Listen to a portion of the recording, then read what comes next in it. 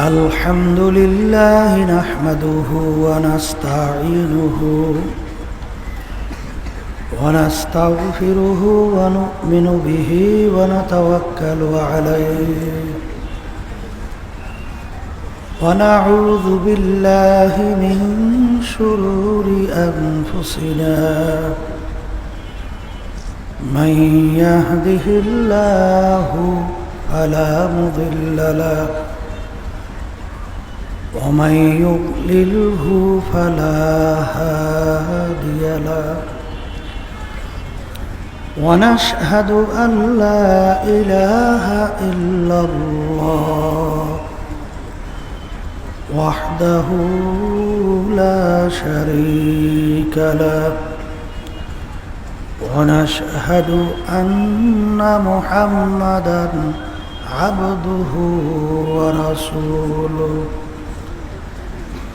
أما بعد فأعوذ بالله من الشيطان الرجيم بسم الله الرحمن الرحيم يا أيها الذين آمنوا ادخلوا في السلم كافة ولا تتبعوا خطوات الشيطان إنه لكم عدو مبين صدق الله العلي العظيم সবাই দুরূদ শরীফ পড়ি আল্লাহুম্মা সাল্লি আলা রাসূলিনা ওয়া হাবিবিনা ওয়া মাওলানা মুহাম্মদ সাল্লাল্লাহু আলাইহি ওয়া আলা আলিহি ওয়া আসহাবিহি ওয়া বারাকা ওয়া সাল্লাম আল্লাহুম্মা সাল্লি আলা সাইয়্যিদিনা ওয়া নাবিয়িনা শাফি'িনা ওয়া হাবিবিনা ওয়া মাওলানা মুহাম্মদ সাল্লাল্লাহু আলাইহি ওয়া আলা আলিহি ওয়া আসহাবিহি ওয়া বারাকা ওয়া সাল্লাম اللهم صل على سيدنا ونبينا وشفيعنا وحبيبنا ومولانا محمد صلى الله عليه وعلى آله وأصحابه وبارك وسلم শুকরিয়া আদায় করতেছি মহান রব্বুল আলামিনের দরবারে। রব্বুল আলামিন আমাদেরকে দুনিয়ার সমস্ত কাজ থেকে বিরত রেখে প্রচণ্ড ঠান্ডার ভিতরে কষ্ট স্বীকার করে দিনী মাহফিলে আসার বসার আলোচনা করার শোনার যে তৌফিক আল্লাহ দান করলেন, শুকরিয়া তান সবাই বলি আলহামদুলিল্লাহ। অনেক লোকের কানে মাহফিলের দাওয়াত পৌঁছার পরেও অনেকের সুযোগ ছিল ইচ্ছা করলে মাহফিলে আসতে পারত। অনেকের সুযোগ থাকার পরেও তারা মাহফিলে তো আসেই নেয়, বরঞ্চ বিভিন্ন দুনিয়ার কাজের ভিতরে লিপ্ত। কেউ টেলিভিশন সাইরা ড্যান্স গানে লিপ্ত, কেউ বিভিন্ন হারাম কাজের ভিতরে লিপ্ত, তার জুয়া সহ বিভিন্ন সুযোগ ছিল, ইচ্ছা করলে মাহফিলে আসতে পারত। না আসার কারণ হিসাবে আমার আব্বাজান রহমাতুল্লাহি আলাইহি চরমনের জমিনে শুয়ে আছেন। আব্বাজান রহমাতুল্লাহি আলাইহি বলতেন, বুঝের অভাবের কারণেই তাদের সুযোগ থাকার পরেও মাহফিলে আসে নাই। আর এই মাহফিল বুঝের জন্যই ব্যবস্থা করা হয়েছে। তা আল্লাহ রাব্বুল আলামিনের দরবারে সবাই দোয়া করেন, রব্বুল আলামিন আপনি আমাদেরকে দ্বীনের সহি বুঝদান করেন। হাদিসের ভিতরে আসছে, আল্লাহ রাসূল সাল্লাল্লাহু আলাইহি ওয়াসাল্লাম বলছেন, মাই ইউরিদিল্লাহু বিহি খায়রান ইউফাক্কিহু ফিদ্দীন। আল্লাহ যাকে ইচ্ছা করেন ভালোবাসেন, তাকে দ্বীনের সহি বুঝদান করে।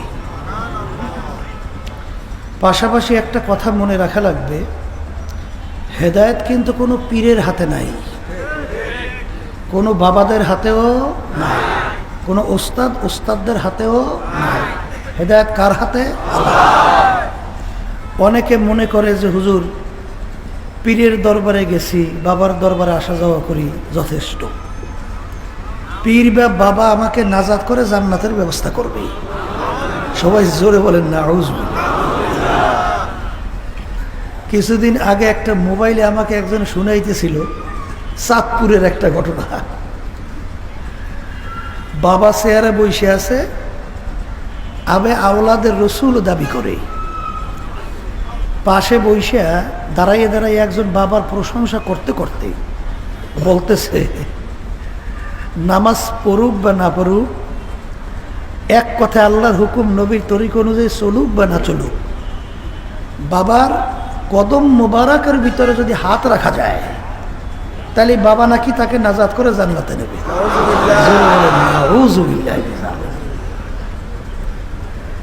ওদিকে আমরা যদি লক্ষ্য করি, আল্লাহ রসুল সাল্লাল্লাহু আলাইহি ওয়াসাল্লামের চেয়ে বড় পীর, বড় ওলি, বড় গাউস কুতুব দুনিয়া থেকেও আসছে? কোনোদিন আসবে? আল্লাহ রসুল সাল্লাল্লাহু আলাইহি ওয়াসাল্লাম দুনিয়ায় থাকা অবস্থায় তার কলিজার টুকরা সন্তান ফাতেমা রাদিয়াল্লাহু তাআলা আনহা তাকে ইঙ্গিত করে বলছিলেন, ইয়া ফাতেমাতু আনকিজি নাফসাকা মিনান নার। ফাতেমা, দুনিয়ায় থাকা অবস্থায় নিজে আমল করো, জাহান্নামের আগুন থেকে বাঁচো, এরপরে অন্ধকার কবরে যাই এসো। ফাতেমা, কবরে যদি এই পরিচয় দাও আমি আখিরি জামানার নবীর মেয়ে, আল্লাহ রসুল সাল্লাল্লাহু আলাইহি ওয়াসাল্লাম বলতেছেন, ফাতেমা এই পরিচয় কবরে কোনো কাজ হবে না। তাহলে আল্লাহ রসুল যদি তার মেয়ের ব্যাপারে কবরে কোনো নাজাতের গ্যারান্টি দিতে না পারে, এমন কোন পীর আছে, এমন কোন বাবা আছে যে তার মুরিদদেরকে, তার সন্তানদেরকে নাজাত করে জান্নাতের ব্যবস্থা করতে পারবে? মুখ হইলা বলেন, পারবে না। তাহলে আমার বাজানদেরকে বলবো, কবরে কিন্তু কোনো দলের পরিচয় নাই, আছে? কোনো বংশের পরিচয়? যদি কেউ কবরে পরিচয় দেন আমি চরমনের মুরিদ, তাহলেই তো যথেষ্ট, কোনো কাজ হবে না। যদি আমি বলি আমি আট্রশির লোক, চন্দ্রপাড়া, সুরেশ্বর, মাইজভান্ডার, রাজারবাগ, দেওয়ানবাগ, আমি আওয়ামী লীগের লোক, ও বলে কি আওয়ামী লীগের লোক বললেও নাজাত নাই। যদি বলে বিএনপি, জাতীয় পার্টি, এই কোনো পরিচয় কবরে আছে? হ্যাঁ, বাজানদেরকে একটা কথা মনে রাখা লাগবে, দুনিয়াতে প্রেসিডেন্ট বলেন, প্রধানমন্ত্রী বলেন, আর পীর বলেন, আর শাইখুল হাদিসই বলেন, বা মুফতি আজমই বলেন, যখন দুনিয়াতে আসছে ল্যাংটা অবস্থায় না কাপড় চুপড়ে নিয়ে আসছে? কথা বলেন, সবাই ল্যাংটা অবস্থায়। আর কবরে যখন রওনা করবি, পীর সাহেবকে মনে হয় কাপড় ৫-৭টা দিয়েই প্যাঁচ দেবে। কয়টা? হ্যাঁ। আর রাস্তার ফকির, মুসাফির, আমার রিক্সাওয়ালা বাবা, সবাইকে ৩টা। তাহলে দুনিয়াতে আসা একই অবস্থায়, যাওয়াও মাঝখানে ভাগ্যের ব্যবধানে। কেউ বা বড় মেয়া, কেউ বা ছোট মেয়া, কেউ বা রাস্তার ফকির, কেউ বা রাস্তার ভিখারি। ওটা ঠিক কিনা? এইটা বুঝাবার জন্যই তামাম দুনিয়ার ভিতরে মোট 4 জন লোক রাজত্ব করছিল। কতজন লোক? তামাম দুনিয়ার রাজত্ব। এর ভিতরে 2 জন মুসলমান আর 2 জন অন্য জাতি।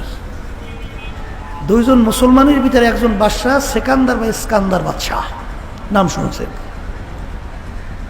সেকান্দার বা ইস্কান্দার বাদশাহ ইন্তেকালের আগে ওসিয়াত করছিল, আমার মৌতের পরে আমাকে গোসল করাইয়া, কাপড় পরাইয়া, খাটের ভিতরে উঠাইয়া, হাত ধরে একটু বাহিরে রাখিয়া, শহরটাকে ঘুরাইয়া, এরপর আমাকে দাফন করিও। তিনি দুনিয়া থেকে বিদায় হওয়ার পরেই গোসল করাইয়া, কাপড় পরাইছে, খাটে উঠাইছে, হাত দুইটা তো বাহিরে। এখন শহর ঘুরাইতেছে, যারা বোঝে না তারা বলতেছে, দেখছো বাদশাহ আজীবন আমাদের থেকে খাজ দেয় এবং ট্যাক্স নেছে, এখন মরার পরেও কেমন হাত পাইতে আছে, মনে হয় খাজ দেয় এবং ট্যাক্স আয়।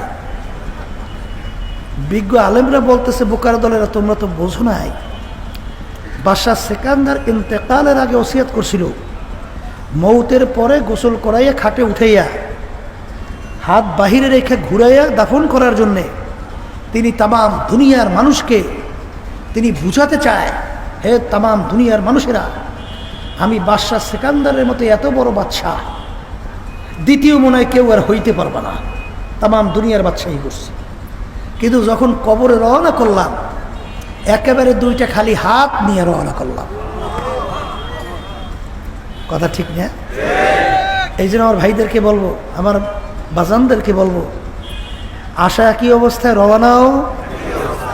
কবরে যে প্রশ্ন হবে, পীরের জন্য প্রশ্ন ভিন্ন, আর রিক্সাওয়ালা আমার বাবার জন্য কি প্রশ্ন ভিন্ন? না, সবার জন্য প্রশ্ন তিনটা।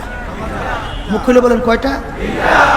প্রথম প্রশ্ন কি? মান রব্বুকা ওমা দীনুকা। আল্লাহ রাসূল সাল্লাল্লাহু আলাইহি ওয়াসাল্লামকে দেখাবেন মান হাযার রাসূল। আচ্ছা বলেন তো, এই তিন প্রশ্নের ভিতরে কেউ পাইছেন যে তুমি চরমনের কিনা? এই তিন প্রশ্নের মধ্যে নাই? তুমি হাটহাজারি, পটিয়া, নাজিরহাট, এর কোনো পরিচয় নাই? তুমি তাবলিগ, তুমি অমুক টমুক সমুক। তাহলে বোঝা গেল প্রশ্ন কিন্তু সবার জন্য কবরে এক। কথা ঠিক কিনা? এই জন্য আমার বাজানদেরকে বলবো, দুনিয়াতে আসছি, কেউ থাকবো না।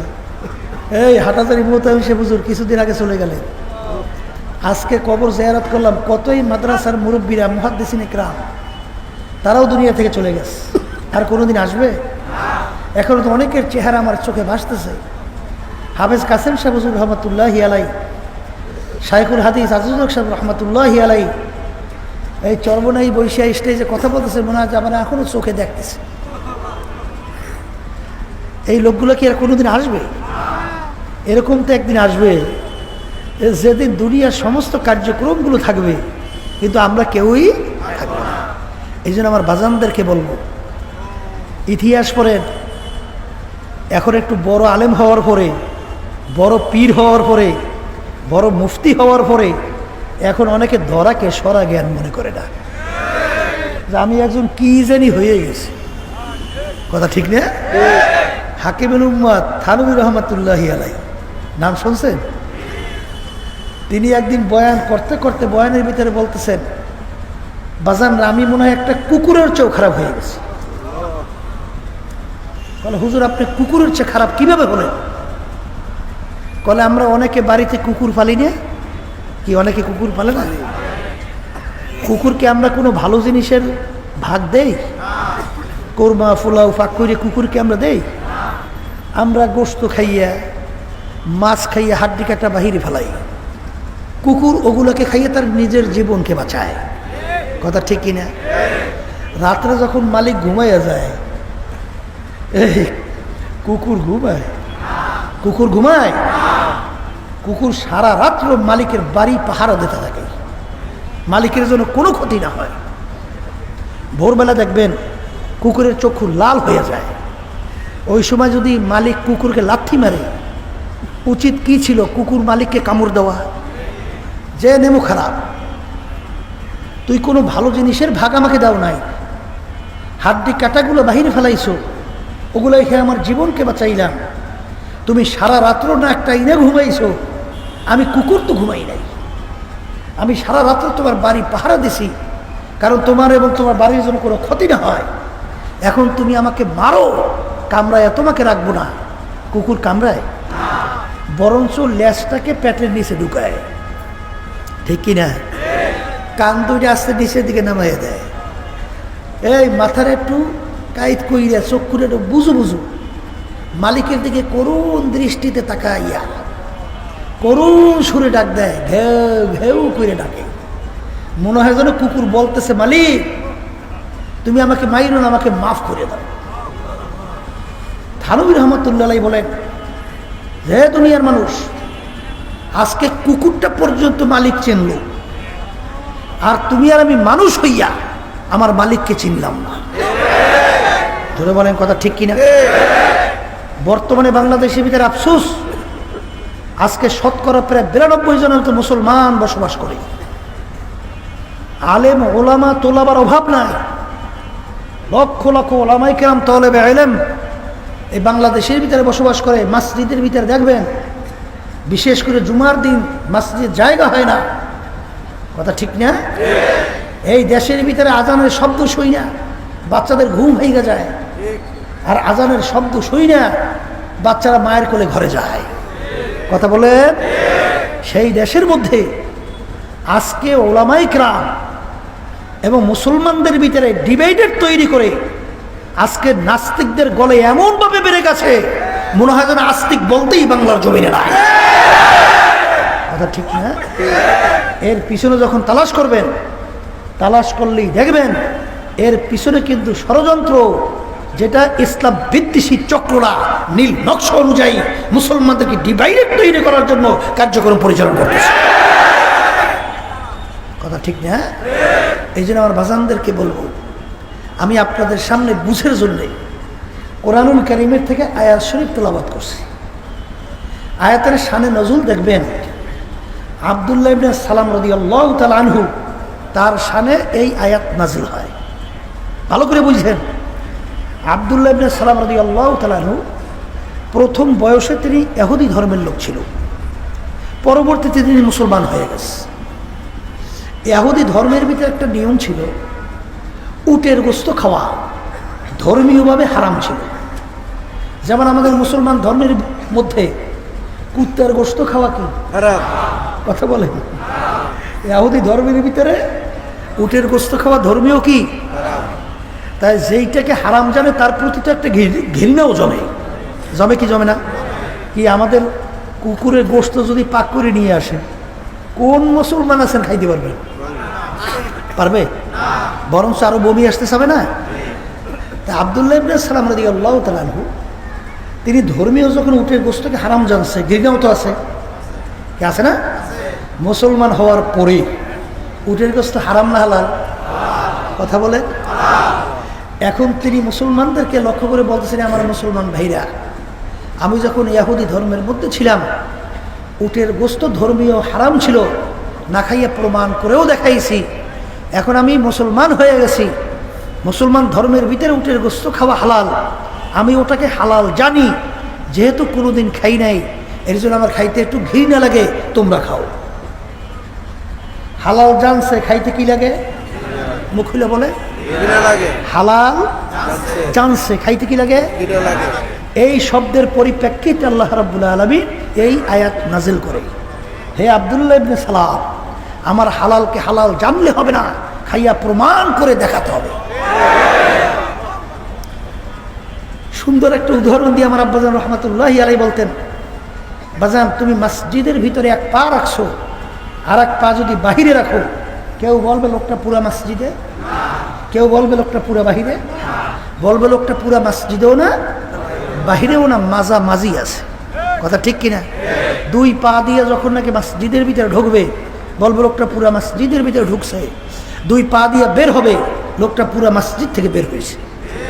তা আমি আপনাদের সামনে যে আয়াত শরীফ তেলাওয়াত করছি, ইয়া আইয়ুহাল্লাযীনা আমানু দুখুলু ফিস-সিলমি কাফা, হে ঈমানদারেরা, তোমরা দ্বীনের ভিতরে পুরাপুরিভাবে ঢুইকা যাও। সবাই বলেন সুবহানাল্লাহ। কে বলছেন? আল্লাহ। বলেন, জোরে বলেন, কে বলছেন? আল্লাহ। কিভাবে ঢুকতে বলছেন বলেন? এক কথা, পুরোপুরি বলতে আমরা কি বুঝি? ব্যক্তিগত জীবন, পারিবারিক জীবন, সামাজিক জীবন, ব্যবসা ক্ষেত্রে, খরচের ক্ষেত্রে, কামাইয়ের ক্ষেত্রে, খরচের ক্ষেত্রে, এরপরে রাজনৈতিক জীবনে, আন্তর্জাতিক জীবনে, সুরাতে সিরাতে, সর্বক্ষেত্রে আল্লাহ এবং আল্লাহর রসুল আপনাকে আমাকে যেভাবে পথ দেখায় গেছেন, আল্লাহর পক্ষ থেকে তার রসুলকে পাঠাইয়া যেভাবে পথ দেখায় গেছেন, সেইভাবে চলার নামই হইল পুরোপুরি দিনের ভিতরে ঢোকা। কথা ঠিক না? বাজান, অনেক সময় আমি বলি, আমার হঠাৎ মনে পড়ে গেছে, আমি যখন চরমোনাইতে পড়াশোনা করি, আমার সঙ্গে কয়েকটা ছাত্রর সঙ্গে পড়াশোনায় খুব একটু চ্যালেঞ্জের মতো ছিল, বিশেষ করে তিনজন, হয়তোবা আমি ফার্স্ট হব অথবা ওরা ফার্স্ট হব, এরকম চ্যালেঞ্জ চলতেছিল। তো এক পর্যায়ে হাফেজ খলিলুর রহমান নাম ছিল, বাগেরহাট বাড়ি। ও খুব ভালো ছাত্র ছিল। তার সঙ্গে তো চ্যালেঞ্জ। এখন পরীক্ষার হলে পরীক্ষা দিতেছি, আমার থেকে 2-3 টুল মনে হয় পরে হইবে। দেখি কিছুক্ষণ পরেই লুজ পেপার বলে না, লুজ পেপার অর্থাৎ মেইন পেপার শেষ। এখন আবার লেখার জন্য লুজ পেপার লয় না। আমি এখন পর্যন্ত মূল পেপারই শেষ করতে পারি নাই, কিন্তু সে লুজ পেপার নিয়ে ফেলছে। এখন আমি মনে মনে বলি এইবার মনে হয় আর পারলাম না, মনে হয় ফার্স্ট হয়েই যাবে। কিন্তু পরীক্ষায় যখন নাকি ফলাফল বের হয়েছে, আমি ফার্স্ট হয়ে গেছি। তখন আমার একটু সন্দেহ হয়েছে, ব্যাপার কি? আমি দেখলাম আমার সে লেখলো বেশি, তাই ফার্স্ট আমি হইলাম কীভাবে? তা আমার ওস্তাদ, তাকে আমি জিজ্ঞেস করি, হুজুর ব্যাপারটা তো আমার একটু সন্দেহ হয় যে আমি পীর সাহেব হুজুরের ছেলে, এই জন্য আমাকে নাম্বার একটু বেশি দিয়ে ফার্স্ট বানাই দিলে। একা একা বলি, বলে কে তোমার সন্দেহ হয়? বলে হুজুর আমার একটু সন্দেহ হয়। বলতে এদিকে আসো। তো হুজুরের বাসার ভিতরে নিয়ে গেছে, নিয়ে আমার পেপারটাও নিয়ে আসছে, হাফেজ খলিলের পেপারটাও নিয়ে আসছে, প্রশ্নটাও নিয়ে আসছে। নিয়ে এসে বলতেছে যে এই যে প্রশ্নটা, এর মোট নম্বর কত? আমি বলে 20 নম্বর। বলে এইটার ভিতরে পার্ট কয়টা? বলে হুজুর 4 পার্ট। তাহলে তুমি 20-এর 4 পার্টের ভিতরে ভাগ করো, এক এক পার্টে কত পড়ে? 5 নম্বর। হাফেজ খলিল এক পার্টির উপরে লিখতে লিখতে 3-4 পৃষ্ঠা পর্যন্ত লেখছে, আর এক পার্টে খবর নেই। আর তুমি প্রতিটা পার্টের উপরে সুন্দরভাবে অল্পের ভিতরে জবাব দেছো, কম কম নাম্বার পাইলো, তোমার নাম্বার বেশি হয়ে গেছে। আমি কি করব? কথাটা বুঝাতে পারছি? ইয়া আইয়ুহাল্লাযীনা আমানু দুখুলু ফিস সিলমি কাফা। ব্যক্তিগত জীবন বলে, ব্যক্তিগত জীবন, পারিবারিক জীবন, সামাজিক জীবন, রাজনৈতিক, আন্তর্জাতিক, সুরাত, সিরাত, এক কথায় আকীদায় আল্লাহ এবং আল্লাহ রাসূল, মা আতাকুমুর রাসূলু ফাখুযুহু ওয়া মা নাহাকুম আনহু ফান্তাহু। পুরাপুরি যখন নাকি আপনার সারাদিনাত বডির ভিতরে, আপনার পরিবারের মধ্যে, সমাজের মধ্যে, রাজনৈতিক অঙ্গনে, আন্তর্জাতিক অঙ্গনে যখন পুরাপুরি কোরআন এবং হাদিসের নিদর্শন অনুযায়ী আপনার জীবনকে গঠন করতে পারবেন, তখনই আপনি পুরা দিনের ভিতরে ঢুকতে পারবেন। এক পার্টে আপনি নাম্বার পাইছেন মাশাল্লাহ 20-20 নম্বর, আর এক নম্বরে 0। জোরে বলেন, কথা ঠিক না? শেষ পর্যন্ত ফলাফল বের হইবে কি?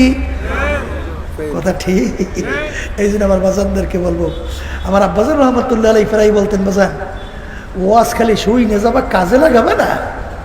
এইরকম ওয়াজ শুনে জীবনেও লাভ নাই, লাভ আছে? এই জন্য বাজানদেরকে বলবো যে, আব্বাজান বলতেন যে আমার ভিতরে দিনের যদি কোনো একটা অংশ কমতি থাকে, তাহলে তোমাদেরকে আমি অনুরোধ করব, দয়া মায়া করে আমাকে ধরাইয়া দাও। কারণ আল্লাহ বলছেন, পুরা মুসলমান না হইয়া দিনের ভিতরে পুরানা ডইকা মইল না, কবরে আইসো না, আমাকে ধরাইয়া দাও। রাজনীতি একটা পিচ্ছিল পথ না? কথা বলে না? এখনো সুস্থ মানুষ করতে পারে? কথা কয় না। আলেম ওলামারা তো কত আদরে থাকবে, সম্মানে থাকবে, হাদিয়ে তো আবার অভাব থাকবে না। সবাই এসে হুজুরের কাছে দোয়া নেবে। আর রাজনীতি করতে গেলে দোয়া তো ভালো কথা, সুযোগ পেলে গাঢ় বটকাই দিতে চায়। সুযোগ পেলে ঠ্যাং হাত পাও তো ভেঙে ফেলতে চায়। সুযোগ পাইলে তো গুলিও করতে চায়। সুযোগ পাইলে তো হুমকি ধুমকি মেরে বাংলার জমিন থেকে উড়াইয়া ফেলতে চায়। ঠিক না? ঠিক। এই জন্য আমার বাজানদেরকে বলবো, এই পথটা খুব পিচ্ছিল পথ না, কাঁটাযুক্ত পথ না, কিন্তু এই পথটা চলা কি অত সহজ? কঠিন। ঠিক না বাজান? আমার আব্বাজান রহমতুল্লাহ আলাইহি বলতেন, অনেকে আমার এখনো মনে আছে, হাফিজ হুজুর রহমতুল্লাহ আলাইহি, তিনি যখন নাকি বলতে গেলে সর্বপ্রথম হকের পক্ষে ইসলামের দাওয়াত নিয়ে রাষ্ট্রীয় পর্যায়ে তিনি যখন ডাক দিছিলেন, আব্বাজান রহমতুল্লাহ আলাইহি পাগলের মতো তার পিছনে নেমে গেছে। কথা ঠিক না? নামার পরে এখন তো অনেক সরবনের মুজাহিদ, তারা বলে হুজুর এ তো আসলে আল্লাহর ওলি মানুষ, এ তো আল্লাহ সম্পর্কে আধ্যাত্মিকতায় তো অনেক আগানো, হুজুর দুনিয়া সম্পর্কে তো এত বোঝে না, হুজুরে রাজনীতি করে কেন, এইটা ভালো জিনিস নেই, এটা পচা জিনিস। কথা বোঝেন? আমার এখনো মনে আছে যে একবার সর্বনের মাহফিল, মাঠ পেরায় ফাঁকা, হুজুর হইল আধ্যাত্মিকতা জগতের মানুষ, হে আবার রাজনীতিতে নামছে না, হুজুরে বুঝে না। আছে না এরকম একদম চালাক? আছে না চালাক? শেষ পর্যন্ত এখন তো মাঠ প্রায় খালি।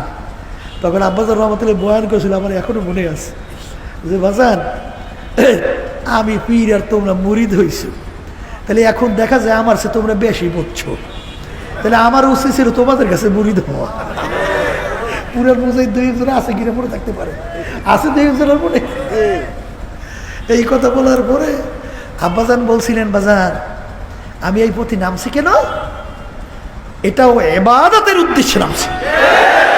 কিসের উদ্দেশ্যে? কারণ আল্লাহ কি বলছেন, ওমান লাম ইয়াহকুম বিমা আনজালাল্লাহ ফাউলাইকা হুমুল কাফিরুন ফাউলাইকা হুমুজ জালিমুন ফাউলাইকা হুমুল ফাসিকুন। জামার নীতি আদর্শ অনুযায়ী রাষ্ট্র পরিচালনা করবে না, ওরা কাফের, ওরা জালেম, ওরা ফাসিক। বলেন আল্লাহ রাসূল সাল্লাল্লাহু আলাইহি ওয়াসাল্লাম কি রাষ্ট্রপ্রধান ছিলেন? আর একটু আসতে কোন সাহাবায়ে কেরামরা কথা বললেন, বরঞ্চ সমস্ত বিজাতি একমত। তাম দুনিয়ার সর্বপ্রথম যে সংবিধান তৈরি করেছেন তার নাম হলো মুহাম্মদুর রাসূলুল্লাহ। কথা ঠিক না?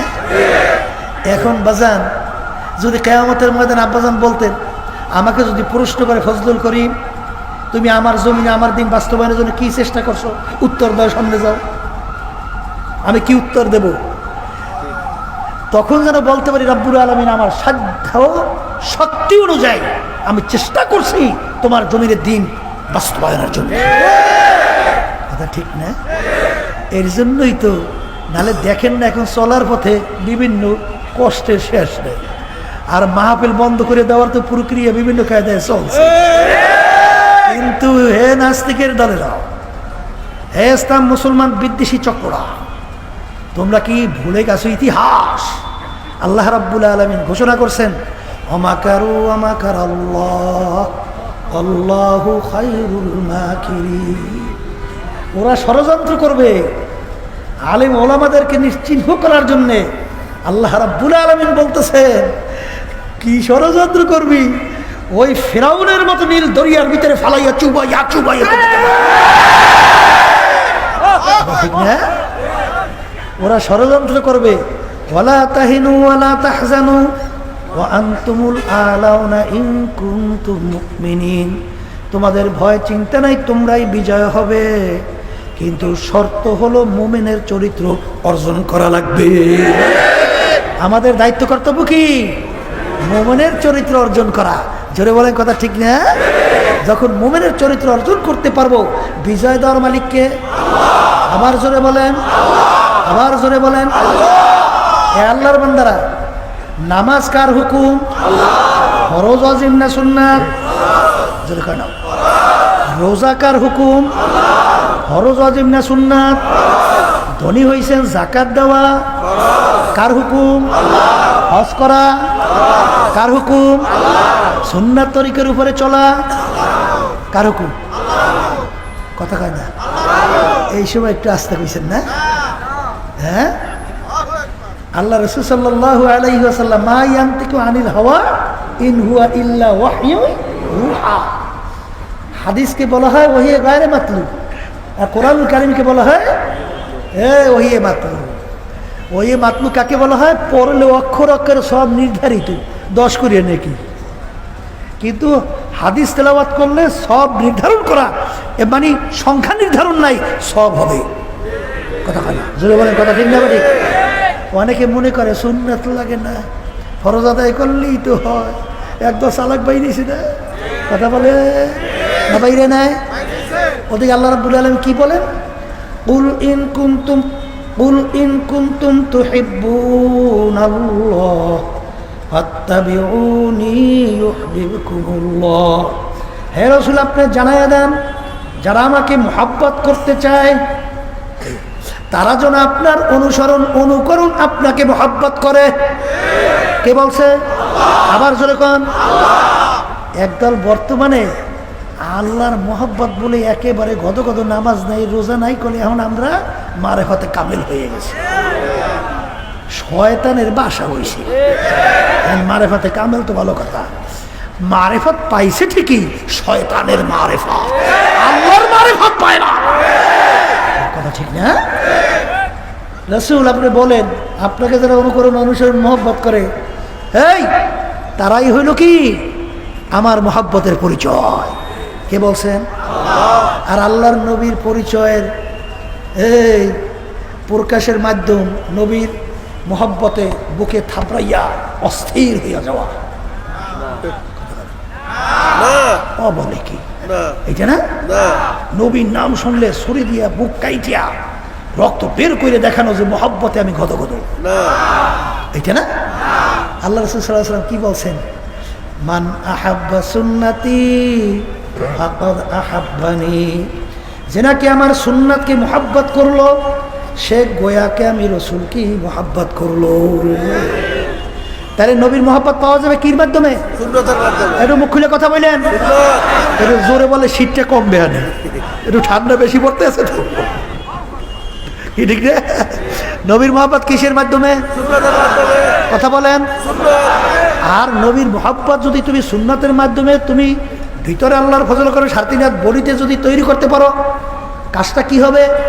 আল্লাহ রসুল বলেন কানা মাইয়া ফিল জান্নাহ, সে আমার সঙ্গী হইয়া বেহেশতে ঢুকবে। কি আল্লাহর বান্দারা, কথা ঠিক না? ঠিক।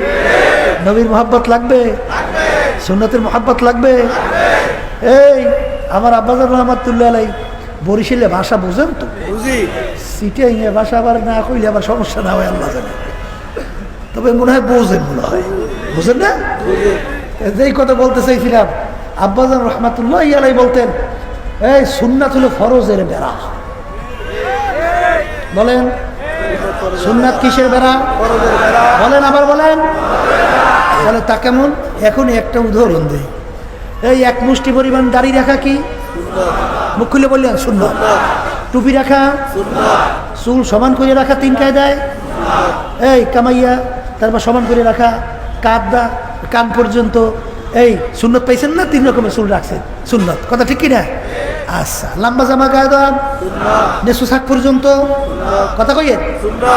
পাগড়ি বাঁধা, আলহামদুলিল্লাহ। লম্বা জামা গায়ে দিয়েছেন নেসু শাক, দাড়িও রাখছেন এক মুষ্টি পরিমাণ, টুপিও মাথায় রাখছেন, চুলও সুন্নত তরিকায় রাখছেন, পাগড়িও বাঁধছেন, আলহামদুলিল্লাহ। এখন 3.5 হাত বডি পুরা সুন্নাত তরিকার উপরে মজবুত না? সাজে সজ্জিত না? এই পাগড়ি বাই দিয়া, লম্বা জামা গাই দিয়া, দাড়ি রেখা, টুপি রেখা, এই সুরতে সিনেমা হলের ভিতরে ঢুইকা সিনেমা দেখতে পারবেন কেনা কেনা? কথা কয় না? হ্যাঁ, কেউ পারবেন না। যদি এই সুরতে কেউ সিনেমা হলে ঢোকে, সিনেমা দেখুন একদল আছে না, ওরা বলবেন এই বেটা তুই দি হুজুর মানুষ, তুই সিনেমায় এ বের হ, বের হ। হ্যাঁ, এই সুরাতে কেউ রাস্তার ভিতরে যে করে এক মেয়ের সঙ্গে ডলাডলি হাসাহাসি ধাক্কাধাক্কি পারবে? এই যদি এই কেউ করে, বলবে এই বেটা তুই দি হুজুর মানুষ, কাজটা করো কি জোরে বলে? ওটা ঠিক। তাইলে দেখেন, এই মেয়েদের সঙ্গে আড্ডা মারতে যুবকদের মনে চায় না? হুজুরকে বুঝি মনে চায় না? না, ওকে হুজুর সব ফেরেশতা না, হুজুরকে ইয়ে মনে চায়। এই নফসের ব্যাপারে হুজুর খাজুর নয়, তোমার যেইটা মনে চায় ওইটা হুজুরদেরও মনে চায়। গান বাজনা, অশ্লীলতা, চিত্ত বিনোদন তোমার দ্বারা আনন্দ লাগে, হুজুরদের বুঝি মনে চায় না? তাদেরও মনে চায়। কিন্তু এই সুন্নাতের বরকতে আল্লাহ রাব্বুল আলামিন হারাম থেকে বাঁচাইয়া রাখে। ঠিক কিনা? দরকার আছে? আছে। আবার জোরে কোন? আছে। দেখেন না, এই জন্য আমাদেরকে গুনাহ, সব গুনাহ তো আর মাফ হইবে কিনা তা তো জানি না, কিছু গুনাহ তো চাইকেও যায়, কি থাকে না? এই জন্য বর্তমানে একদল বাইরেছে আমাদের বন্ধু, বুঝলে, আমাদেরকে গালি দেয় কাঠমোল্লা, আবার কয় মৌলবীরা, আবার বিভিন্ন ধরনের টিটকারি মারে না। ওরা তো আমাদেরকে টিটকারি মারে, ওরা মনে মনে খুশি, আমরাও যে খুশি এত ওদের ওরা বোঝে না। কারণ ওরা আমাদেরকে যত টিটকারি গালি দেবে ততই আমাদের গুনাহ মাফ হইবে। হাদিসের ভিতরে আসছে যদি মোমেন বান্দাবান্দি একটা কাটার গুতাও লাগে গুনাহ মাফ হয়, তাহলে আমাদের গুনাহ যেগুলো মাফ হইতো না ওরা আল্লাহর হজরে মাফ করাইতে আসছে। জোরে বলেন কথা ঠিক না? আবার ঠিক। এই জন্য আমার বাচ্চাদেরকে বলবো সুন্নাত দরকার আছে, আবার তো জোর করে কন আছে আছে। আমি চ্যালেঞ্জ করে বললাম যার ভিতরে পুরাপুরি সুন্নাত নাই ওর ভিতরে ফরজ নাই। পরীক্ষা ঠিক কিনা? পর্দা কি কার হুকুম? আবার তো জোরে কন। কয় লক্ষ সুন্নাত একত্রিত করলে একটা ফরজের সমান হয়? এটা একটু বলেন বলেন বলেন। কোটি কোটি সুন্নাত একত্রিত করলে একটা ফরজের সমান হয় না? হয় না? জীবনে 2 রাকাত তাহাজ্জুদের নামাজ পড়েন নাই, 2 রাকাত নফল নামাজ পড়েন নাই, এই জন্য জাহান্নামের হুকুম কয় বছর? 1 সেকেন্ড আছে? একবার যদি কেউ ইচ্ছে করে বেপরদা হয়, যাদের সঙ্গে দেখা দেওয়া জায়েজ নাই, এই জন্য কোনো গুনাহ টুনা নাই, কমপক্ষে একটা কবিরা গুনাহ। আর একটা কবিরা গুনার জন্য কমপক্ষে 7000 বছর জাহান্নামের আগুনের ভিতরে জ্বলতে হবে। বলেন কথা ঠিক কিনা? এই জন্য আমার বাজানদেরকে বলবো, আমার আব্বাজান রহমতুল্লাহ এবং মুরব্বীদের কাছে শুনছি, দাদাজান রহমতুল্লাহ আলাই এক মাজলিসে বয়ানের সময় একটা মাসালা ভুল বলে ফেলছে, ভুল। এখন স্টেজে তো অনেক আলেমের অভাব নেই, এখন দাদাজানের তো ভয় পাই তো অনেক, বুঝছে, কেউ তার উত্তর টুত্তর দেয়, চুপ করে বসে রয়েছে। আব্বাজান উঠেই বলতেছেন, বাবাজান এই মাসালা ঠিক হয় নাই, মাসালা কিন্তু ভুল হয়েছে। তুই বেশি বুঝো, আলেমরা স্টেজে নয়, আর তুই চালাক হইছো বেশি। বাপ তো পোলারে দম গাইছে কায়দা মতো, কিন্তু বলতেছেন আব্বাজান মাসালা কিন্তু ভুল হয়েছে। পরবর্তীতে দেখা গেছে আব্বাজান রহমতুল্লাহ যেইটা বলছে ওইটাই ঠিক হয়েছে। যদি বলে কথা ঠিক। এই জন্য আমার বাজানদেরকে বলবো, বাজান আলিয়াউমা আকমালতু লাকুম দীনাকুম ওয়া আতমামতু আলাইকুম নি'মাতি ওয়া রাদিতু লাকুমুল ইসলাম দীনা। দিন কিন্তু পরিপূর্ণ। বিদায় হজের বাসনে আল্লাহর হাবিব জাবালে রহমাতের গোড়ায় তার বাহনের উপরে দাঁড়াইয়া আয়াত শরীফ তেলাওয়াত করলেন। প্রায় 1.25 লক্ষর কাছাকাছি সাহাবায়ে কেরাম উপস্থিত। আল্লাহ রসুল বললেন, হে আমার উপস্থিত সাহাবায়ে কেরাম, কিয়ামত পর্যন্ত আমার উম্মতেরা আজকের এই দিন ইসলাম বা দিন পরিপূর্ণ হইয়া গেল। সবাই বলেন সুবহানাল্লাহ। তাহলে দিন পরিপূর্ণ, নবীও কি শেষ না আবার আসবে? এটা মুখ খুলে বলেন। তাহলে দিনও পরিপূর্ণ, নবীও আর আসবে না। আর আল্লাহর হুকুম পর্দা ফরজ, আর কোনো দিন রহিত হবে না। বলেন কথা ঠিক না ঠিক? তামাম দুনিয়ার সমস্ত আলেম যদি একত্রিত হইয়া যদি বলে আল্লাহর হুকুম পর্দা ফরজ প্রয়োজন নাই, তাহলে আল্লাহর হুকুম পর্দা ফরজ আর লাগবে না। আবার তো কর না, আবার তো মুখ খুলে কর। বলেন কি? তারপর আল্লাহর হুকুম পর্দা ফরজ থাকবে, তারপরও থাকবে। এই জন্য আমার বাজানদেরকে বলবো, বাজান ভালো করে বুঝে, আল্লাহর হুকুম পর্দা ফরজ, আল্লাহর হুকুম পর্দা ফরজ থাকবে না থাকবে না? এই জন্য আমার বাজানদেরকে বলবো, পর্দা আলাই মা বোনদেরকে বলবো, আল্লাহর হুকুম পর্দা ফরজ একেবারে ব্যক্তিগত জীবন থেকে শুরু করে আন্তর্জাতিক জীবন পর্যন্ত, সূরাতে সিরাতে সর্বক্ষেত্রে আল্লাহ এবং আল্লাহর রাসূল যেভাবে তোমাকে আমাকে চলতে চালাতে জীবনকে বলছেন, ওইভাবে চলবার চালাবার নামই হইল মুসলমান। এই জোরে বলেন কথা ঠিক কিনা? বাজান মুসলমান একটা আরবি শব্দ। বাজান মুসলমান ইংরেজিতে বলে সারেন্ডার, বাংলা অর্থ হল আত্মসমর্পণ। বাংলাটা এক কবি এক কথায় বুঝাতে যাইয়া বলছিলেন, মুসলমানি বুয়াদ গরদান নেহাদান এনানে খুদ বাদাস্তে খাজাদাদান। ঘোড়ার মুখে যখন লাগাম লাগায় যখন সওয়ারির হাতে ঘোড়া লাগাম ছাইরা দেয়, ঘোড়ার নিজের ব্যক্তিগত শক্তি বুদ্ধির চালাকি আর কিন্তু চলে না। সওয়ারি ঘোড়াকে যেভাবে চালাইবে সেইভাবে চলার নামই হলো লাগাম লাগানো। সওয়ারি যদি ঘোড়াকে ডানে টান দেয়, ঘোড়ার কিন্তু ডানে যাওয়া লাগবে, বামে টান দিলে বামে যাওয়া লাগবে, পিছনে টান দিলে দাঁড়াইয়া থাকা লাগবে। বাজান, যারা নাকি আমরা মুসলমান দাবি করি, আমরা সবাই কলেমা পড়ছি কি পড়ি নাই? কি কলেমা পড়ছি? কলেমা তৈয়বা লা ইলাহা ইল্লাল্লাহু মুহাম্মাদুর রাসূলুল্লাহ। আমার রিজিকটা থাকে আল্লাহ, আমাকে মারুই না বাঁচুই না মালিক আল্লাহ। মুখ খুলে কথা বলেন আল্লাহ। এই সর্বদিক থেকে আইনটা থাকে আল্লাহ, ক্ষমতার মালিক আল্লাহ। লা ইলাহা ইল্লাল্লাহ মুহাম্মাদুর রাসূলুল্লাহ। এই কলেমার অর্থ কি? আমরা কালেমার লাগাম মুখে লাগাইছি।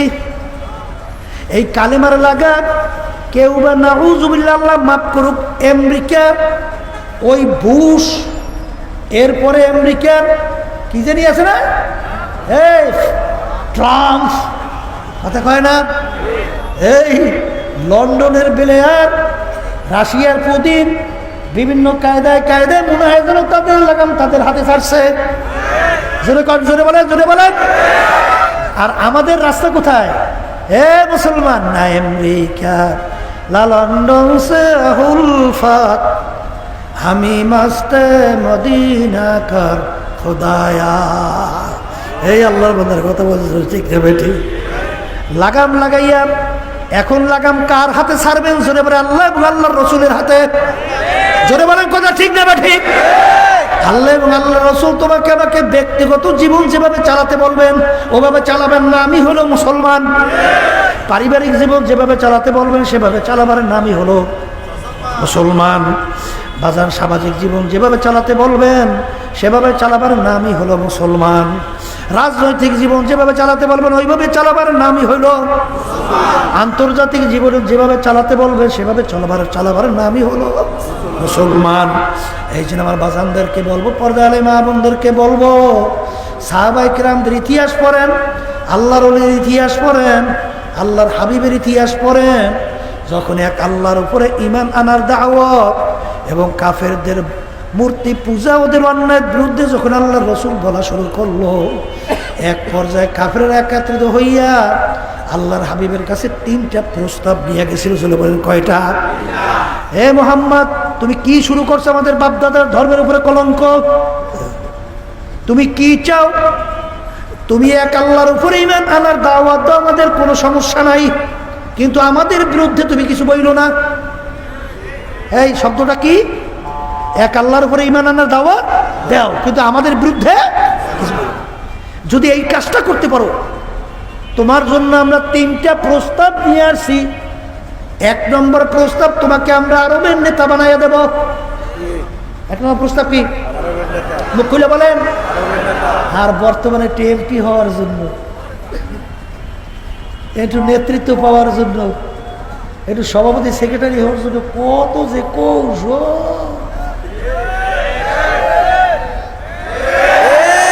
কথা ঠিক না বে? ঠিক।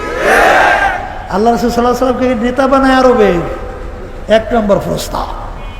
2 নম্বর প্রস্তাব, তোমাকে আমরা আরবের ভিতরে সবচেয়ে বড় ধনী বানাইয়া দেব। বর্তমানে আছে না, অর্থের জন্যে ইসলামকে জবাই করে। জোরে বলেন, আছে না? 3 নম্বর প্রস্তাব, আরবের ভিতরে সবচেয়ে সুন্দরী মেয়েটা তোমাকে বিবাহের ব্যবস্থা করব তোমার জন্য। আল্লাহ রাসূল সাল্লাল্লাহু আলাইহি ওয়াসাল্লাম ওদের প্রস্তাব মানে নাই? একটু জোরে কর, মানছে? বরং আল্লাহ রাসূল সাল্লাল্লাহু আলাইহি ওয়াসাল্লাম কি বলছেন? যে কাফেররা সৈন্যরা, যদি আমার এক হাতে সূর্য দেওয়া হয় আর এক হাতে চন্দ্র দেওয়া হয়, আমি এক আল্লাহর উপর ঈমান আনার দাওয়াত এবং তোদের অন্যায়ের বিরুদ্ধে এবং তোদের মূর্তি পূজার বিরুদ্ধে আমি বলতেই থাকবো। বলেন কথা ঠিক? এক পর্যায়ে আল্লাহর রাসূল তার জন্মভূমি মক্কায় থাকতে পারে নাই। আল্লাহর হাবিব তার জন্মভূমি মক্কা ছাইরা মদিনা হিজরত কইরা রওনা কইরা যায়। আর জন্মভূমির মায়ায় নবী ফিরা ফিরা চায়। বাজার আল্লাহর রাসূল তার জন্মভূমি মক্কায় থাকতে পারে নাই।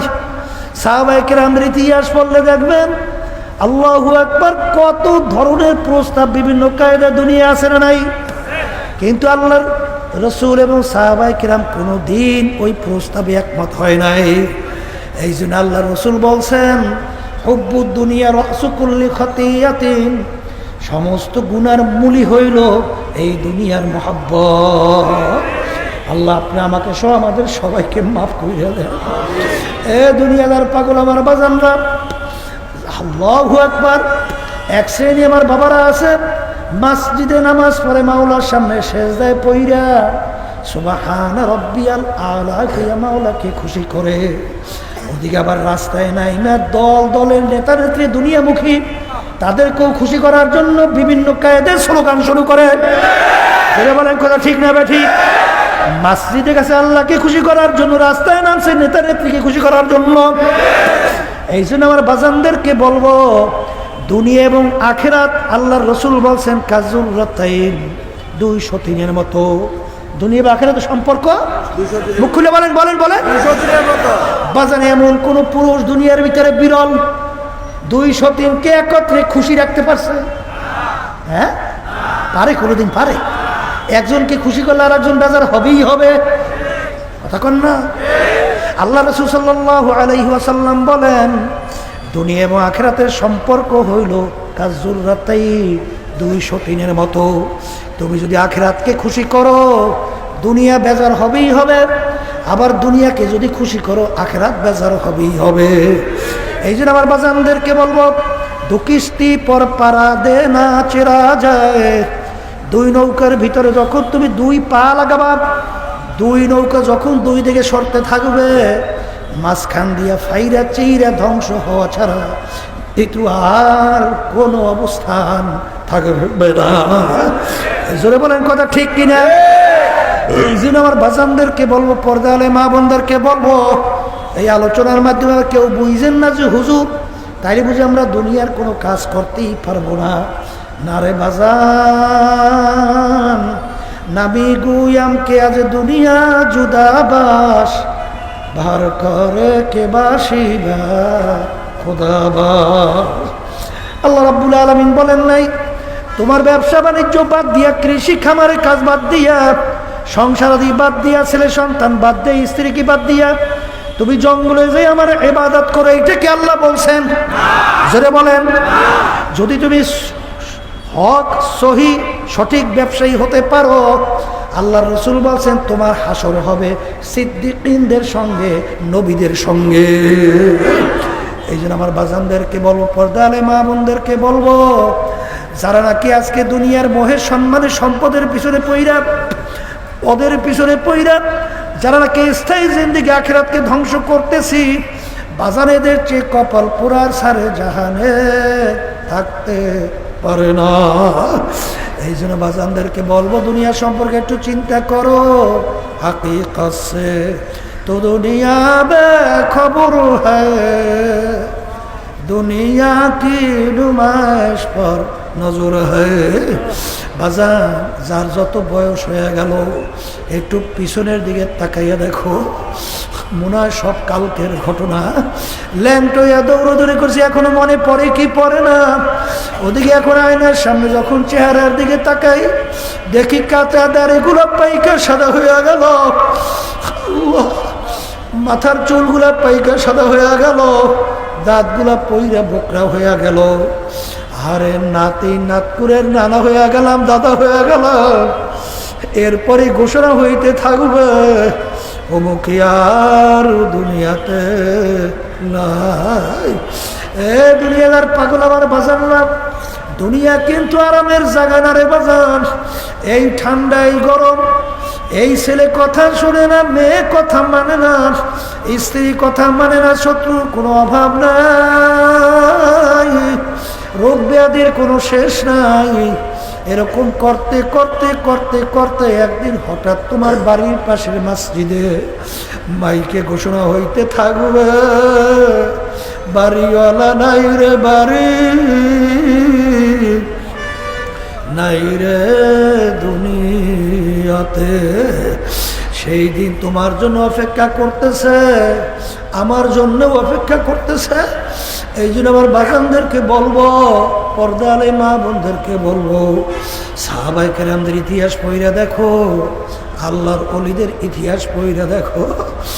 আল্লাহর বান্দারা, বড় বড় আল্লাহর বান্দাদের, এই হাটাদারি মাদ্রাসার শাইখুল হাদিস সব ওস্তাদদের ইতিহাস পড়িয়া দেখো, যখন তারা হাদিস পড়াতেন দুই চোখ দিয়ে টপ টপ করে পানি পড়তে থাকতো। এই জন্য আমার বাজানদেরকে বলবো, দুনিয়া সম্পর্কে একটু চিন্তা করো। বাজান ওমর ফারুক রাদিয়াল্লাহু তাআলা আনহু অর্ধেক দুনিয়ার রাজত্ব করছিলেন, বাংলাদেশের মতো প্রায় 200 দেশের রাজা। বাজান রে, তিনি কাঁদতে কাঁদতে গাল মোবারকের ভিতরে দুইটা কালো দাগ পড়ে গেছিল। লোকেরা বলে হুজুর কালো দাগ ভালো দেখা যায় না, ঔষধ লাগান ভালো হয়ে যাবে। তিনি বলে ও আমার সাথীরা, কিয়ামতের ময়দানে আমার মাওলার দরবারে বলবো, মালিক কিছু আনতে পারি নাই, তোমার ভয়, জাহান্নামের ভয়। কাঁদতে কাঁদতে গালের ভিতরে দুইটা কালো দাগ পরে নিয়ে আসছি, আর কিছু আনতে পারি নাই। ওসমান গনি রাদিয়াল্লাহু তাআলা ইতিহাস পড়লে দেখবেন, বাজার অনেক সময় কবরের পাশে বইসা এমনভাবে কান্না শুরু করত, কাঁদতে কাঁদতে অনেক সময় ধারাস করে পড়ে যাইত। বইসে পড়তেন, হুজুর আমি আপনি কবর দেখলে এরকম কেন অস্থির হইয়া যান? তিনি বলো, আমার সঙ্গীরা, আখেরাতের যে কয়টা ঘাঁটি তার প্রথম নম্বর ঘাঁটি হইল কবর। আমি জানি না আমার এই ঘাঁটিতে পড়তো আমার সঙ্গে কি ব্যবহার হবে, এই জন্য আমি কবর দেখলে সহ্য করতে পারি না, এই জন্য এরকম আমি অস্থির হইয়া যাই। বাজার, আরে আল্লাহ নবী সাল্লাল্লাহু আলাইহি ওয়াসাল্লাম তার অল্প বয়সে দাড়ি মোবারক পাইকা সাদা হয়ে গেল, চুল মোবারক পাইকা, পিঠ মোবারক বেঁকা বাঁকা হয়ে গেল। সাহাবায়ে কেরাম প্রশ্ন করলেন, ইয়া রাসূলুল্লাহ, ইয়া হাবিবাল্লাহ, এত অল্প বয়সে আপনার দাড়ি মোবারক কেন পাইকা গেল, আপনার পিঠ মোবারক কেন গুজা হয়ে গেল?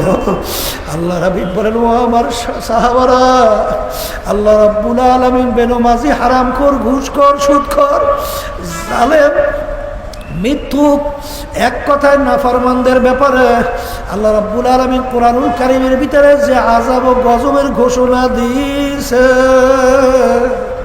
ওই এক সেকেন্ড আযাব সহ্য করার শক্তি দুনিয়ার কোনো মানুষের নাই। আমি চিনতে চিনতে আমি রসুলের দাড়ি পাইকে গেল, পিঠ মোবারক গোজা হয়ে গেল, যে আমার উম্মত কিভাবে জাহান্নামের আগুনে জ্বলবে, এই জন্য আমি রসুলের দাড়ি পাইকে গেল, পিঠ মোবারক গোজা হয়ে গেল। এ কবরের যাত্রীরা, আমার বাজানেরা, কবরে কিন্তু কোনো বংশের পরিচয় নাই, পীরের পরিচয় নাই।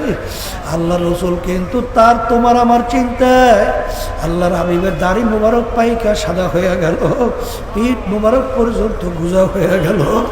এই জন্য আমার বাজানদেরকে বলবো, আমি আপনাদের জন্য দোয়া করি, আমিও দোয়া চাই, মালিক যেন খাঁটি মোমেন বানাইয়া পুরাপুরি দিনের ভিতরে ঢুইকা আল্লাহ আল্লাহর খাস বান্দা, নবীর খাস উম্মত হইয়া তারপর যেন কবরে যাইতে পারি। আল্লাহুম্মা আমিন। এ ঘরের মেয়ে লোকেরা হাত উঠা, গুনার কথা মনে করো, দুই চোখের পানি ফেলাইয়া মাওলার দরবারে কাঁদো। কান্না না আসে মন কি ধরে মন রে। একদিন এই ঘরের দরজা দিয়া নতুন বউ হয়ে উঠছিল রে মন, কত মেয়ে লোকে শরবত খাওয়াইল, কত মেয়ে লোকে বাতাস করলো। আবার এমন একটা দিন আসবে এই ঘরের দরজা দিয়ে মরা লাশ হইয়া বের হওয়া, ছেলে কানবে মামা করে, মেয়ে কানবে মামা করে, জবাব তো আর দিবা না। এ আল্লাহ পেটুনে মাঠের দিকে তাকাইয়া দেখে আপনারা বান্দারা ঠান্ডার ভিতরে কষ্ট স্বীকার কইরা দুই হাত তোমার দরবারে তুইলা দুই চোখের পানি ফেলাইয়া তোমার দরবারে মাপ চায়। মালিক দয়া মায়া করে আপনি আমাদের জীবনের গুনাহ খাতাগুলো মাফ করে দেন। আল্লাহ যাদের উসিলায় মাহফিল হইল, যারা মাহফিলের জন্য চেষ্টা খাটনি সাহায্য করলো, আমরা যারা মাহফিলে উপস্থিত হয়ে গেলাম, আমাদের সবার উপরে খাস মেহেরবানি নাযিল করেন আল্লাহ। এ আল্লাহ তামাম দুনিয়ার ভিতরে করোনা ভাইরাস সহ বিভিন্ন বিপদাবাদ চলছে, আল্লাহ আজব গজব বিপদ থেকে আপনি আমাদের সকলকে হেফাজতে রাখেন। আল্লাহ রাজারি মোহতাম হিসেবে সহ সাইগুল হাদিস অনেক আমার রাসাদা যাই কেরাম অনেক ওস্তাদরা আরে অনেক আল্লাহর ওলির আমাদের পাশে ঘুমায় আছে, আল্লাহ তাদের দরজা বেহেশতের ভিতরে বলন্দ করে দিয়ে আল্লাহ আমাদের হাত করছে, আমাদের আম্মা আব্বা আত্মীয় সহ যে যার কবরে শুয়ে আছে সবার কবরকে আপনি বেহেশতের বাগান বানিয়ে দিয়ে আল্লাহ আমাদের অসুস্থ ওই জুনাইদ বাবুনগরী সব অসুস্থ আসতে পারে নাই মাহফিলে, অনেকেই অসুস্থ, আল্লাহ আমাদের সকলকে আপনি সুস্থ করে দেন। আল্লাহ সব আপনাদের সুফরদ করলাম, দয়া মায়া করে কবুল করে নেন।